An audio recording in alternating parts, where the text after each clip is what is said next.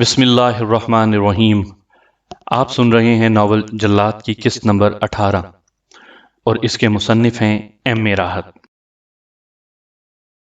اسی وقت شام کپور کی نگاہ ایک طرف اٹھ گئی۔ ایک چھوٹی سی میز پر ایک سفید کاغذ رکھا ہوا تھا۔ شام کپور نے آگے بڑھ کر وہ کاغذ اٹھا لیا اور اسے پڑھنے لگا۔ بھانو کا خط تھا جو گنپت راؤ کے نام ہی تھا۔ گنپت راؤ جی، آپ سے ہمیں ویسے بھی کوئی اچھی امید نہیں تھی۔ ہمیں معلوم تھا کہ آپ بے حد کمینے انسان ہیں۔ اگر کمینے نہ ہوتے تو بار بار جوتے کھانے کے باوجود آپ اس قسم کی حرکتیں نہ کرتے، لیکن اس بار آپ کی اس حرکت کو معاف نہیں کیا جا سکتا۔ آپ کو ایسی سزا دی جائے گی گنپت راؤ جی کہ آپ مرنے کے بعد بھی یاد رکھیں گے۔ ہم نے ابھی آپ کے گھر کے افراد کو قتل نہیں کیا ہے، صرف اس امید پر کہ ممکن ہے اس کے بعد آپ کو عقل آ جائے۔ سنیں گنپت راؤ جی، ہم کچھ نہیں جانتے۔ شوکت بیگ کے بیوی بچوں کو رہا کروانا آپ کا کام ہے۔ اگر آپ نے یہ کام کر دیا تو اب بھی آپ کے ساتھ یہ رعایت کی جا سکتی ہے کہ آپ کے تمام اہل خانہ کو ہم چھوڑ دیں۔ ہاں، اگر آپ اس کوشش میں ناکام رہے تو پھر ساری زندگی آپ ان کی شکل نہیں دیکھ سکیں گے۔ ہم لوگ جا رہے ہیں، لیکن ہمارا آدمی آپ کی خبر گیری کرتا رہے گا۔ ہمیں یہ معلوم ہوتا رہے گا کہ آپ شوکت بیگ کے بیوی بچوں کی رہائی کے لیے کیا کام کر رہے ہیں۔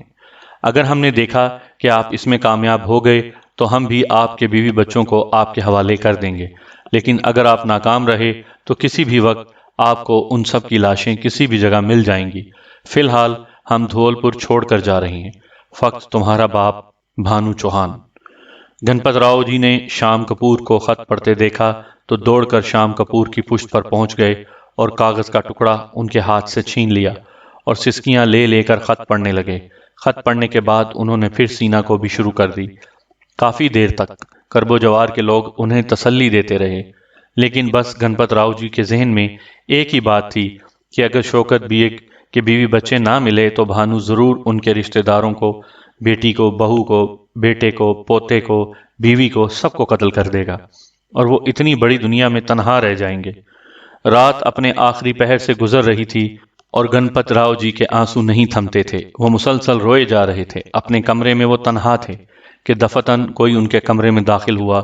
نوکروں کو انہوں نے بھگا دیا تھا اور کہہ دیا تھا کہ کوئی ان کے پاس نہ آئے۔ پھر یہ کون آ گیا؟ پلٹ کر دیکھا تو پیروں تلے سے زمین نکل گئی۔ دروازے میں بھانو اور اس کے ساتھی کھڑے مسکرا رہے تھے۔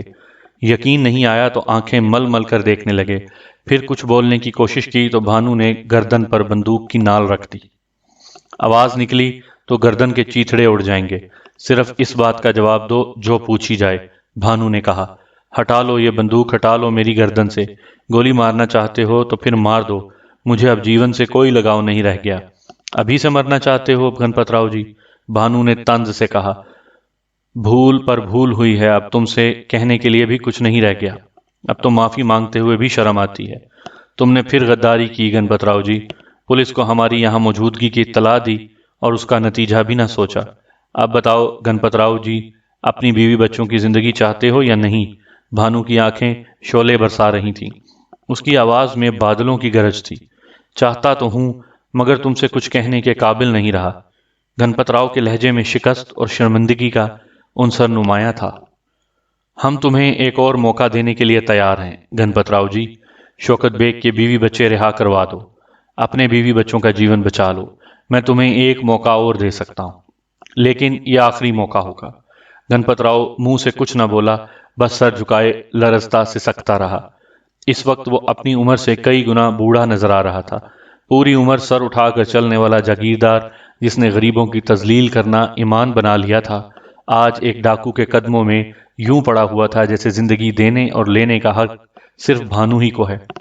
بھانو کچھ دیر تو اسے کڑی نگاہوں سے دیکھتا رہا، سوچتا رہا، اور جب وہ بولا تو لہجے میں کسی قدر نرمی تھی، لیکن اس کے جملے کا ایک ایک لفظ جاگیرداروں کے خلاف اس کی فطری نفرت کا منہ بولتا ثبوت تھا۔ مرا کیوں جا رہا ہے سسرے؟ اٹھ گندی نالی کے کیڑے، تیرے بیوی بچے زندہ ہیں اور اسی چھت تلے ہیں۔ کیا مطلب؟ گنپت راؤ اچھل پڑے۔ تمہاری پولیس کتنی چالاک ہے گنپت راؤ جی، اس کا اندازہ اسی بات سے لگا لو کہ جب تم لوگ کمرے میں داخل ہوئے تو ہم برابر والے کمرے میں موجود تھے۔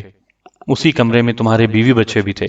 پولیس ہم سے چند گز کے فاصلے پر تھی، لیکن اسے خیال ہی نہ آیا کہ کسی اور جگہ کی تلاشی بھی لے لے۔ بس ہمارے خط سے انہوں نے یقین کر لیا کہ اب تو ہم دھولپور سے نکل بھی چکے ہوں گے۔ یہ ہے تمہاری پولیس اور اس کی کارکردگی۔ ہندوستان کی پولیس ساری زندگی بھانو کو گرفتار نہ کر سکے گی۔ گنپت راؤ، یہ خیال دل سے نکال دو۔ پولیس جب لاشیں اٹھا کر لے گئی تو ہم نے خون صاف کیا اور دوبارہ اسی کمرے میں آ گئے جہاں تھے۔ گنپت راؤ آنکھیں پھاڑے بھانو کو اور اس کے ساتھیوں کو دیکھتے رہے، پھر بولے، تمہارا مقابلہ بہت مشکل ہے بھانو، تم چالاک بھی ہو اور بہادر بھی۔ بہرحال میرے اوپر ایک بار اور بھروسہ کر لو، میں صبح ہی دہلی جاؤں گا، پولیس کمشنر سے ملوں گا اور کچھ نہ کچھ کر لوں گا۔ بس یہ آخری موقع مجھے اور دے دو۔ ہم تمہاری واپسی کا انتظار کریں گے گنپت راؤ جی، لیکن سوچ لینا انگریزوں کی چکنی چپڑی باتوں میں آ کر تمہارا ارادہ پھر نہ بدل جائے۔ بہرحال یہ تمہاری مرضی ہے، ہمیں کوئی اعتراض نہ ہوگا۔ کسی نہ کسی طرح کوشش کر کے گنپت راؤ پولیس کمشنر تک پہنچ ہی گئے۔ اتفاق سے میجر والٹن بھی اس وقت پولیس کمشنر کے پاس موجود تھا۔ کمشنر نے تو گنپت راؤ جی کی بات پر کوئی توجہ نہیں دی، لیکن میجر والٹن نے اس کیس میں پوری دلچسپی لی۔ سر، آپ نے میری درخواست پر غور نہیں کیا۔ میں چاہتا ہوں کہ بھانو کے خلاف ساری کارروائی یکسر بند کر دی جائے۔ اگر ایسا نہ ہوا تو میں معذرت کر کے انگلینڈ واپس چلا جاؤں گا۔ میرے خیال میں اب تک بھانو کے گرفتار نہ ہونے کی وجہ بھی یہی ہے کہ سارے ہندوستان کی پولیس اس کے پیچھے لگی ہوئی ہے اور بھانو کو اطمینان سے ہماری کارروائی کا علم ہو جاتا ہے۔ میری رائے ہے کہ اس شخص کی بات مان لی جائے۔ ایسی فضول حرکتوں سے ہمیں کوئی کامیابی نہیں حاصل ہوگی۔ اگر آپ کی یہ رائے ہے میجر تو ٹھیک ہے، ہم آپ کے کام میں رکاوٹ نہیں ڈالیں گے۔ مسٹر گنپت راؤ، آپ آرام کریں، میں معلوم کرتا ہوں کہ گرفتار شدہ لوگ کہاں ہیں۔ انہیں فوراً بلا کر آپ کے حوالے کر دیا جائے گا۔ میں رام تلک ہوٹل میں ٹھہرا ہوا ہوں، انتظار کروں گا، مگر جلدی کریں، کہیں ایسا نہ ہو کہ… ٹھیک ہے، اطمینان رکھیں۔ گنپت راؤ کے جانے کے بعد بھی میجر والٹن پولیس کمشنر سے اسی موضوع پر گفتگو کرتا رہا۔ اس کی رائے تھی کہ گنپت راؤ کی خواہش پوری کر دی جائے۔ گلاب سنگھ کے بغیر یہ کام مشکل تھا۔ بہتر یہ ہے کہ اس وقت تک بھانو کو نہ چھیڑا جائے، ورنہ اور خون خرابہ ہوگا۔ گنپت راؤ پر ایک لمحہ شاک گزر رہا تھا، لیکن دوسری شام شوکت بیگ کے بیوی بچے ان کے پاس پہنچ گئے۔ تب گنپت راؤ کو سکون ہوا۔ وہ انہیں لے کر راتوں رات دھولپور چلے گئے۔ انہیں خطرہ تھا کہ پولیس نے کوئی چال نہ چلی ہو۔ اگر ایسی کوئی بات ہوئی تو بھانو انہی پر شبہ کرے گا۔ چالاک آدمی تھے، جانتے تھے کہ یہ سب اتنی آسانی سے نہ ہو گیا ہوگا، اس لیے دھولپور پہنچ کر وہ اپنی حویلی میں نہیں گئے۔ شوکت بیگ کے بیوی بچوں کو انہوں نے شوکت بیگ کے گھر پر ہی چھوڑا تھا اور اس کے بعد رات اپنے دوست کے ہاں گزاری۔ دوسری صبح وہ پوری طرح اطمینان کرنے کے بعد اپنی حویلی واپس آ گئے۔ بھانو وغیرہ کے لیے وہ جو انتظام کر گئے تھے اس میں کوئی گڑبڑ نہیں ہوئی تھی۔ ان کے نوکر خوش اسلوبی سے اپنا کام سر انجام دے رہے تھے۔ انہوں نے بھانو کو اپنی کارروائی سے آگاہ کیا اور بھانو نے شوکت بیگ کو تصدیق کے لیے بھیج دیا۔ گنپت راؤ نے کہا تھا، بھانو مہاراج، مجھے بہت سبق مل گیا ہے۔ میں وعدہ کرتا ہوں کہ اس کے بعد میری طرف سے کوئی حرکت نہ ہوگی۔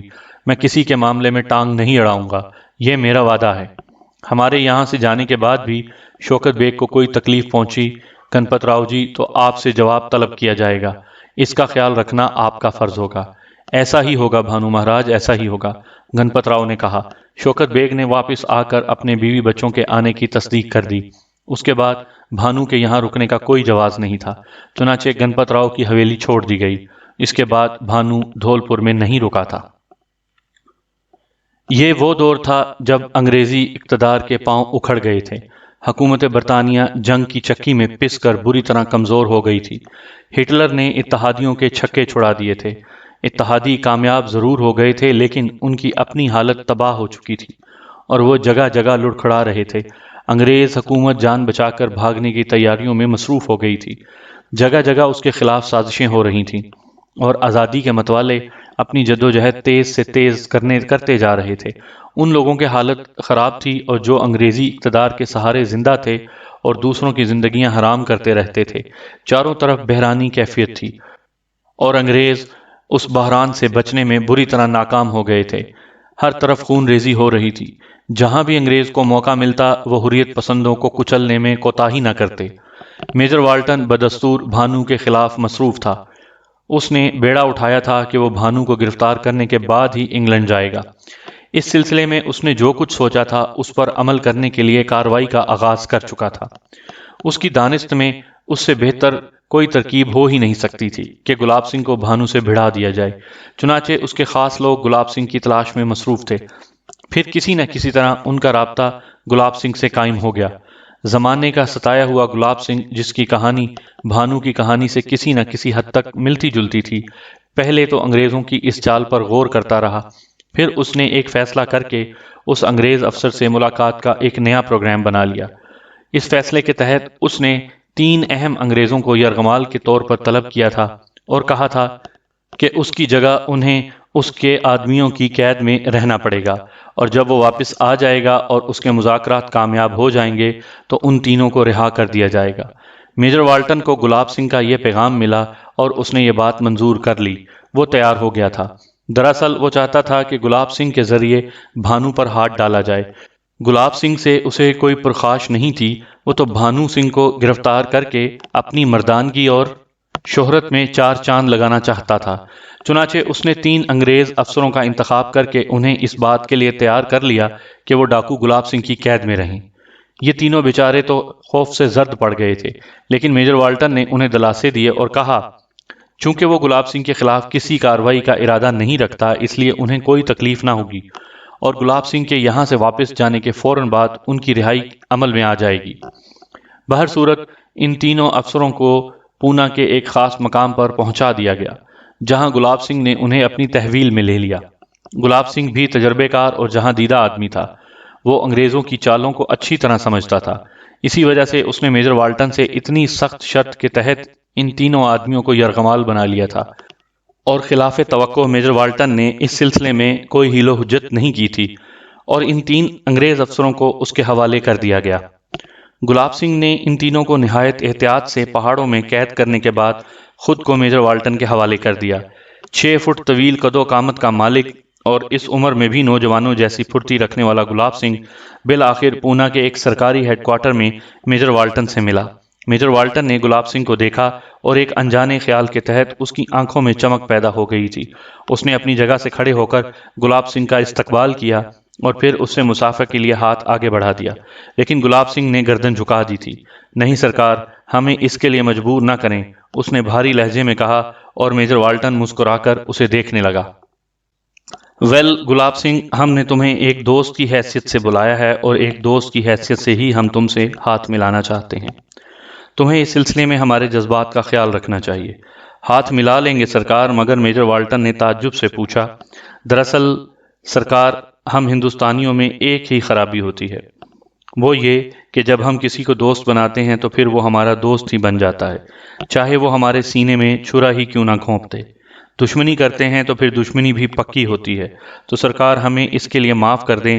ہاں، یہ ہو سکتا ہے کہ یہاں سے جاتے ہوئے ہم آپ سے ہاتھ ملاتے ہوئے جائیں، گلاب سنگھ نے کہا۔ اچھا کوئی بات نہیں ہے، بیٹھو، میجر والٹن نے کہا، اور گلاب سنگھ اس کے اشارے پر بیٹھ گیا۔ گلاب سنگھ، تم نے انگریز حکومت سے معافی کی درخواست کی ہے، ہم جاننا چاہتے ہیں کہ کیوں؟ کیا تم اپنی جدوجہد ترک کر چکے ہو، یا تم تھک گئے ہو گلاب سنگھ، یا پھر کوئی اور بات ہے؟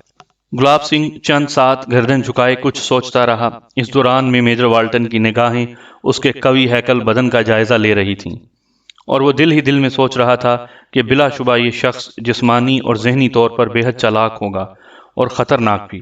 پھر جب گلاب سنگھ نے نگاہیں اٹھائیں تو وہ سنبھل کر بیٹھ گیا۔ سرکار، کوئی بھی انسان ساری زندگی ایک ہی انداز میں نہیں گزار سکتا۔ حالات نے مجھے زمانے کے خلاف لا کھڑا کیا تھا۔ میں ان حالات کا ذکر نہیں کروں گا سرکار جنہوں نے مجھے ڈاکو بنایا تھا۔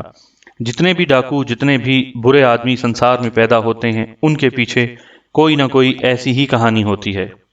بہر صورت میں نے اپنے دل کی مراد پوری کر لی۔ میں نے وہ سب کچھ کر لیا جس کی میں نے سوگند کھائی تھی۔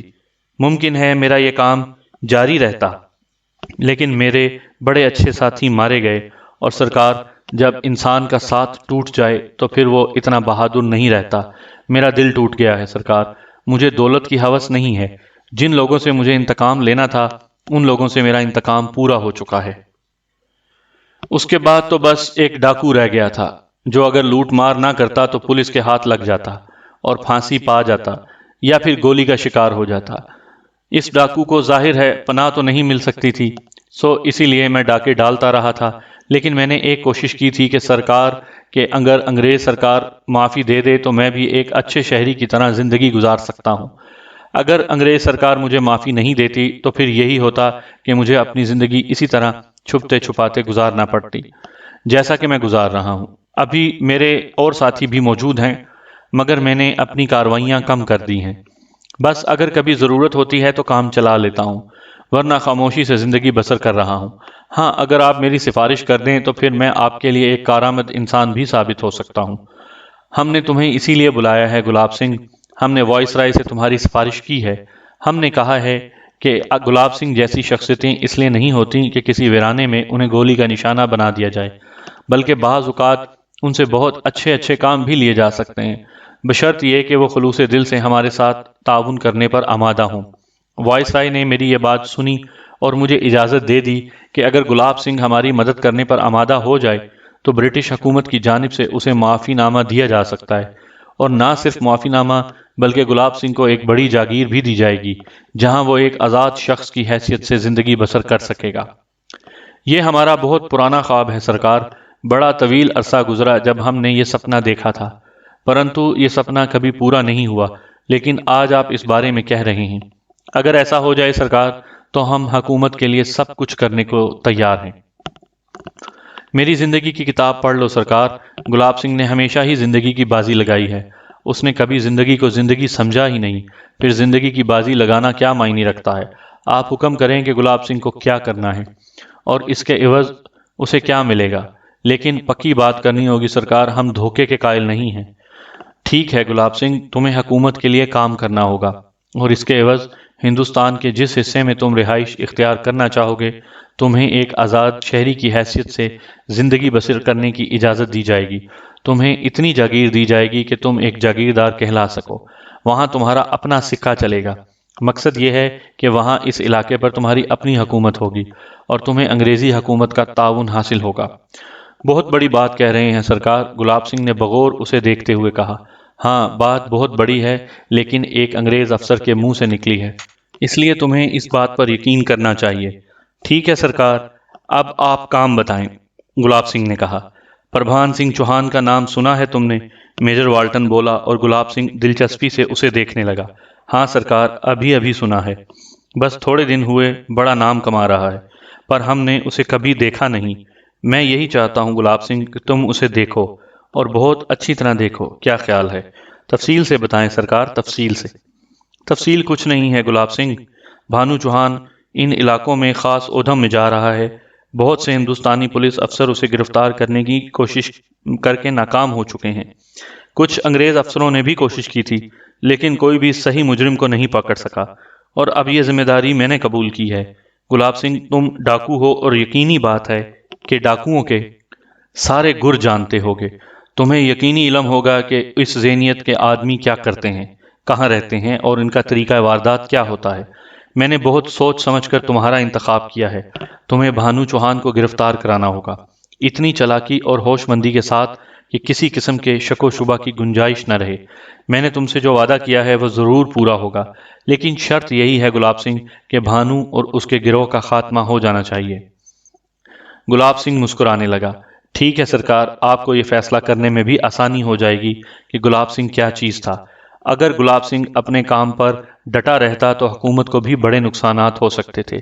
लेकिन अब ठीक है, गुलाब सिंह भानु को ख़त्म कर देगा और आप मुझे माफ़ी देकर जागीर देंगे। लेकिन एक बात और सुन लें सरकार, अगर इसमें कोई धोखा हुआ तो भगवान की सौगंध, गुलाब सिंह अब भी कम नहीं है। वो अपने दुश्मनों को ख़त्म कर देगा। गुलाब सिंह ने कहा। हुकूमत से तुम्हें जिस किस्म की इमदाद की ज़रूरत होगी वो तुम बता सकते हो। तुम्हें हर किस्म की सहूलतें फराहम की जाएंगी। अगर तुम्हें पुलिस की ज़रूरत हो तो वो भी तुम्हें दी जा सकती है। नहीं सरकार, ना तजर्बेकारी की बातें ना करें। डाकू कभी भी पुलिस की गिरफ्त में नहीं आता।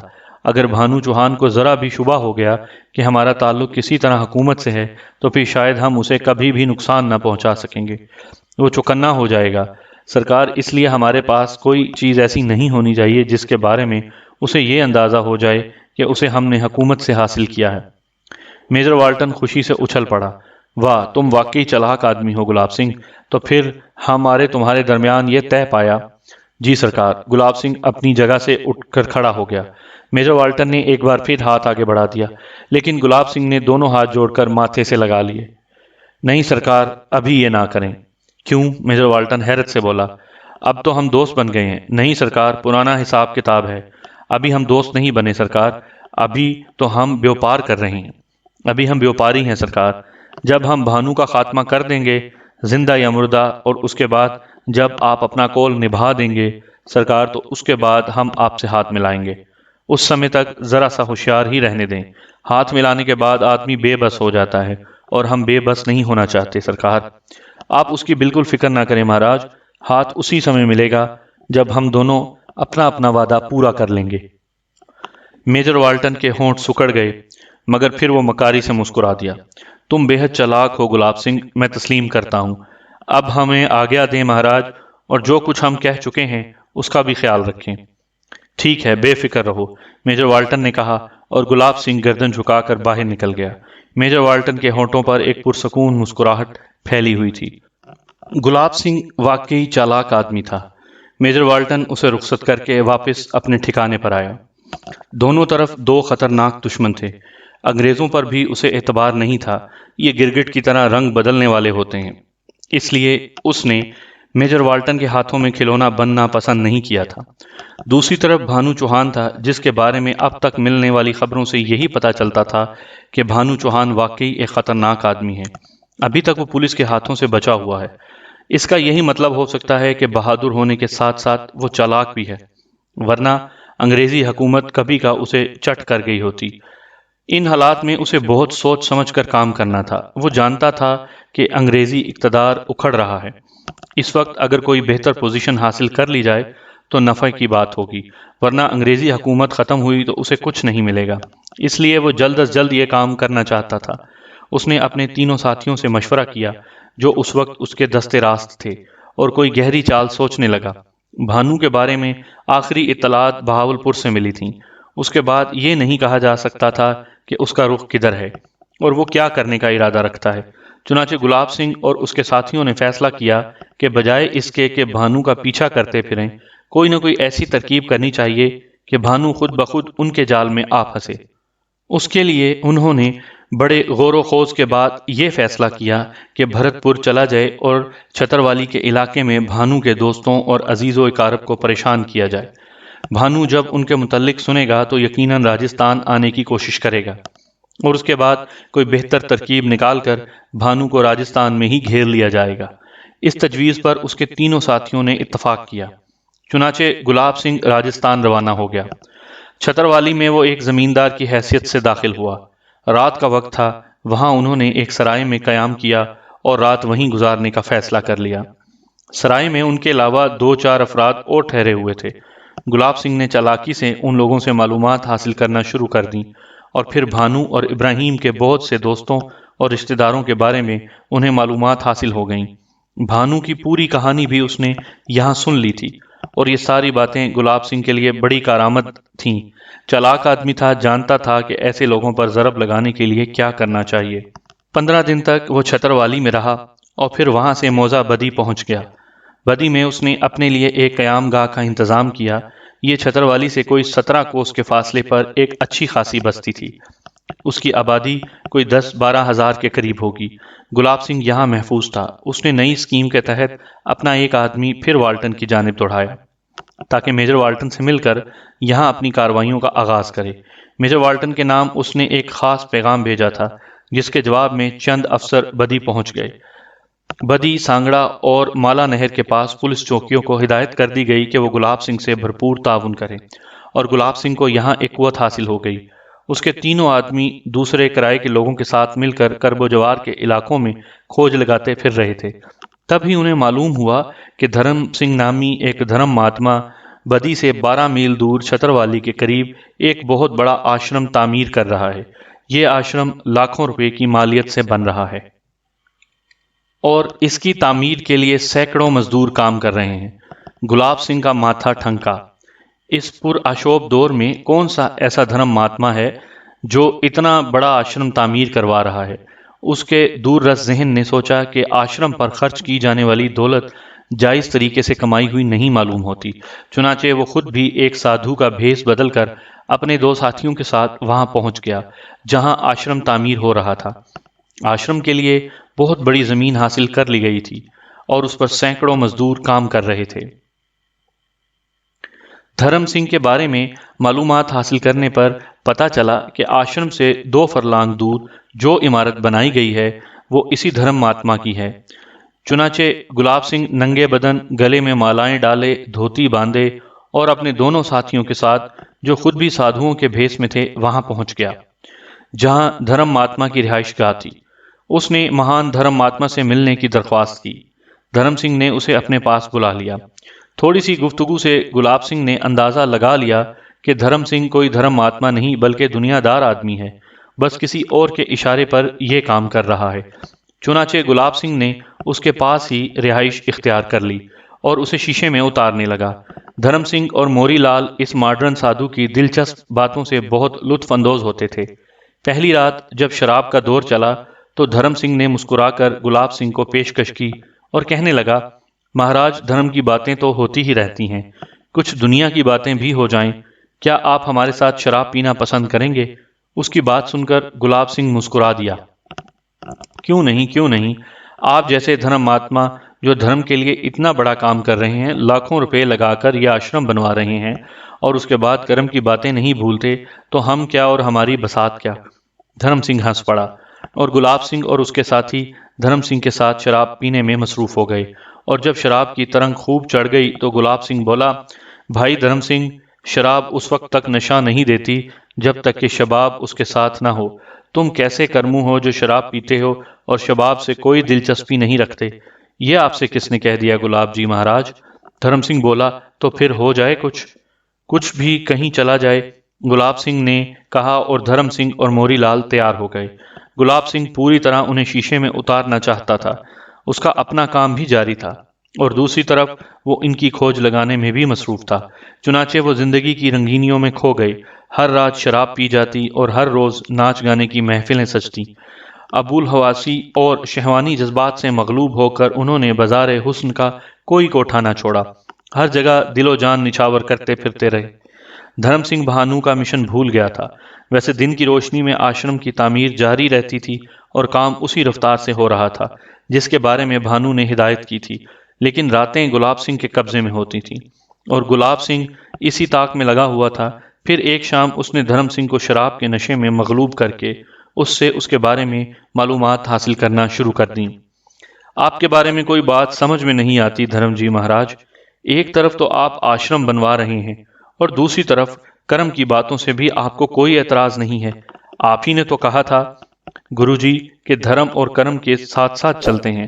آشرم بھانو کے حکم پر تعمیر ہو رہا ہے اور باقی ساری چیزیں آپ کے حکم سے چل رہی ہیں۔ بھانو؟ کون بھانو؟ گلاب سنگھ کے دل میں مسرت کی لہریں اٹھنے لگیں۔ شیر دل بھانو چوہان جو دہلی اور اس کے نواح میں اپنی کاروائیاں کر رہا ہے، یہ آشرم اسی کی حکم سے تو تعمیر ہو رہا ہے، اور جب یہ تعمیر ہو جائے گا تو وہ اس کا مہورت کرنے آئے گا۔ او ہو، تو کیا آپ بھی بھانو چوہان کے ساتھی ہیں؟ گلاب سنگھ نے پوچھا۔ یقیناً، میں بھی بھانو کے ساتھ مل کر بڑے بڑے ڈاکے مار چکا ہوں۔ یہ میرے ساتھ موری لال ہے، ہم دونوں تھوڑے ہی دن پہلے تو بھانو سے رخصت ہو کر یہاں آئے ہیں۔ تو بھانو اب بھی آپ سے ملنے آتا رہتا ہوگا؟ ارے کہاں، وہ اپنے کاموں میں مصروف ہے اور ہم اپنے کاموں میں۔ گلاب سنگھ کو دھرم سنگھ کی حقیقت معلوم ہو گئی تھی۔ اب وہ ضرب کاری لگانے کے فکر میں تھا۔ بہت سوچ بچار کے بعد اس نے فیصلہ کر لیا کہ موری لال اور دھرم سنگھ کو قتل کر دیا جائے۔ آشرم کی تعمیر میں تو ابھی دیر لگے گی، نہ جانے کتنا وقت لگ جائے اور بھانو کب مہورت کرنے آئے۔ اگر یہ کام ابھی شروع ہو جائے تو بھانو کو یقیناً یہاں آنا پڑے گا۔ چنانچہ ایک رات اس نے اپنے پروگرام کی تکمیل کے لیے تیاری شروع کر دی۔ اس نے دھرم سنگھ کو موزہ بدی سے کافی فاصلے پر پینے پلانے کی دعوت دے ڈالی تھی۔ کچھ ناچنے والیوں کو بھی یہاں مدعو کر لیا گیا تھا۔ چنانچہ شراب و شباب کا دور شروع ہو گیا، ہر ایک نے پی اور نشے میں آنے لگے۔ اسی دوران گلاب سنگھ نے دھرم سنگھ اور موری لال کے گلاسوں میں زہر ملا دیا۔ طوائفیں رقص کر رہی تھیں اور یہ دونوں بد مست ہو رہے تھے۔ دونوں نے اپنے گلاس اٹھائے اور ہونٹوں سے لگا لیے۔ جو ہی ان کے گلاس خالی ہوئے، گلاب سنگھ نے پھر پر کر دیے، لیکن دھرم سنگھ کی حالت کچھ خراب ہونے لگی تھی۔ اس نے مزید پینے سے انکار کیا، لیکن گلاب سنگھ کے اصرار پر مجبور ہو گیا۔ انہوں نے نئے گلاس آپس میں ٹکرائے اور گھٹا گھٹ پی گئے۔ زہر ایسا سریل اثر تھا کہ دھرم سنگھ کی رگوں میں چنگاریاں دوڑنے لگیں اور چند ہی لمحوں کے بعد اس کے ہونٹوں کے کنارے سے نیلے نیلے جھاگ بہنے لگے۔ تقریباً یہی کیفیت موری لال کی تھی اور ان کے بدن تھر تھر کانپ رہے تھے۔ تھوڑی دیر کے بعد انہوں نے وہیں دم توڑ دیا۔ اس دوران میں گلاب سنگھ نے موزہ بدی کے تھانے دار کو بھی اطلاع کرا دی تھی۔ چنانچہ تھانے دار آیا اور اس نے دھرم سنگھ اور موری لال کی لاشیں اپنے قبضے میں کر لیں۔ اس نے آشرم کی تعمیر بھی رکوا دی اور اعلان کرا دیا کہ بھانو چوہان کے 2 اہم آدمی پولیس کے ہاتھوں مارے گئے ہیں۔ یہ اعلان گلاب سنگھ کے مشورے سے کروایا گیا تھا اور اس کے ساتھ ہی گلاب سنگھ نے دوسرے دن سے اپنی دوسری کارروائیاں شروع کر دیں۔ وہ پہلے ہی پتہ چلا چکا تھا کہ بھانو اور ابراہیم کے قریبی عزیز کہاں کہاں رہتے ہیں۔ چنانچہ ان لوگوں پر پولیس نے مظالم توڑنا شروع کر دیے۔ کئی گرفتاریاں عمل میں آئیں، مار پیٹ ہوئی، ایک آدھ خون بھی ہو گیا اور بھانو کے رشتہ داروں میں ابتری پھیل گئی۔ گلاب سنگھ ان تمام کاموں کے بعد اطمینان سے اپنی قیام گاہ میں پہنچ کر بھانو کا انتظار کرنے لگا۔ اس کے آدمی چاروں طرف پھیلے ہوئے تھے۔ بڑا لمبا جال پھیلا دیا تھا اس نے۔ پولیس کے مخبر الگ جگہ جگہ بکھر گئے تھے۔ گلاب سنگھ نے انہیں بتا دیا تھا کہ بھانو آئے گا اور ضرور آئے گا، بس کچھ ہی وقت جاتا ہے کہ شیر اپنی کچار سے نکلنے والا ہے۔